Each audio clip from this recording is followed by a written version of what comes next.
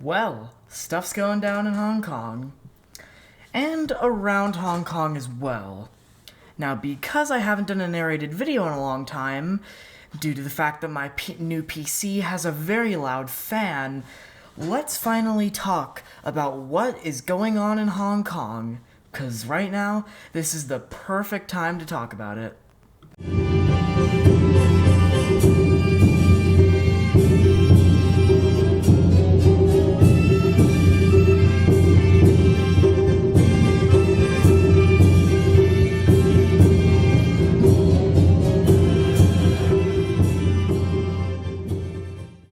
Alright, this will be completely unscripted, so sorry if I get some stuff wrong. I just see what's going on in Asia right now and around Hong Kong, and I can't believe it. So, basically, this former cop right here, John Lee, ran for the Prime Minister of Hong Kong with supposedly another guy who was even more of a police state guy than him. And of course, like I said, he was a former cop. Well, in the end, it was only a rumor that the other guy was running. Of course, running to be picked by China, because the people in Hong Kong vote for their politicians, except for the most influential one. That's what I call a fake democracy. Anyways, so yeah, he ran against no one. Literally no one. That's the number of people running for Prime Minister of Hong Kong was one. But yeah, so the background of this guy, he was a former top member of the Hong Kong police when the protests came into effect, and then became a politician after the protests ended, and was, I believe, one of the architects of the national security law. The only good news about this guy currently is that he reduced the quarantine time so that it's technically in practice a week, but in reality, it's more like 3 days in a hotel, and then the rest at home. So, yeah. Or if you don't have a home you're going to visit for some strange reason, then guess the rest of the week in the hotel. But you know, it's better than 2 weeks like the mainland still has. So yeah, that's the only good thing I can see about this guy currently. Does not seem anything else good is coming to Hong Kong, except for one thing. That's not one of the major things I'll be talking about, but I still want to mention it. It's that the Star Ferry fits well with the other maritime theme of my channel.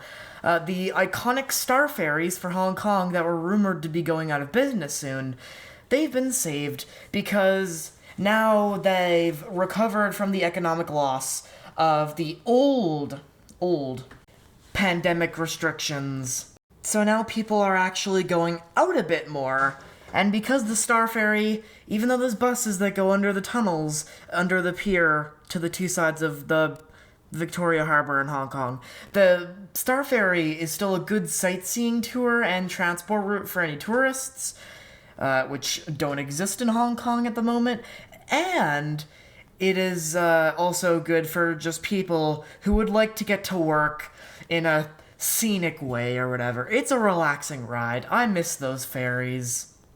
Another little maritime theme I want to quickly touch on is, you can see in this little stock footage here, but the Star Pisces was a very, very iconic cruise ship to Hong Kong. It docked at Ocean Terminal, which is where the largest Hong Kong Toys R Us is.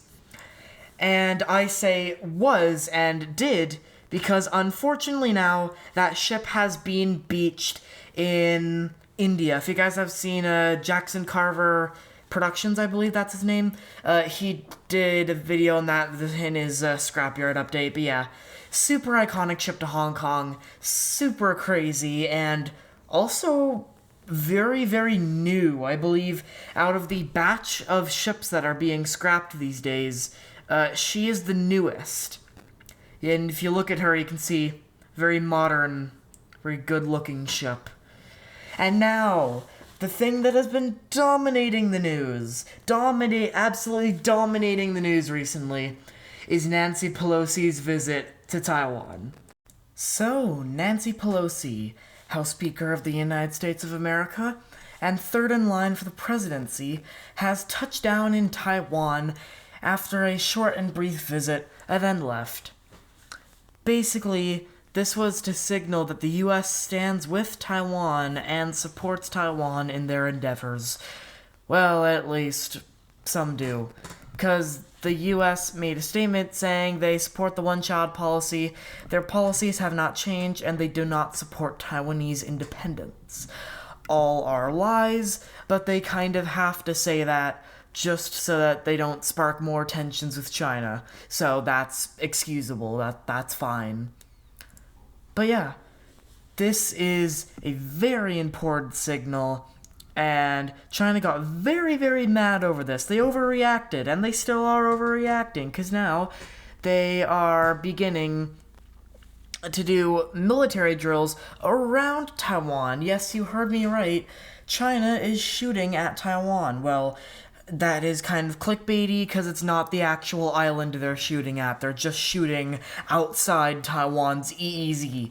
So China has the authority and definitely the rights to do this type of drill, but it's kind of just meant to show that China is still willing to shoot Taiwan if they want to. So yeah, crazy stuff going on in Hong Kong. Soy Gin, and see you in the next episode.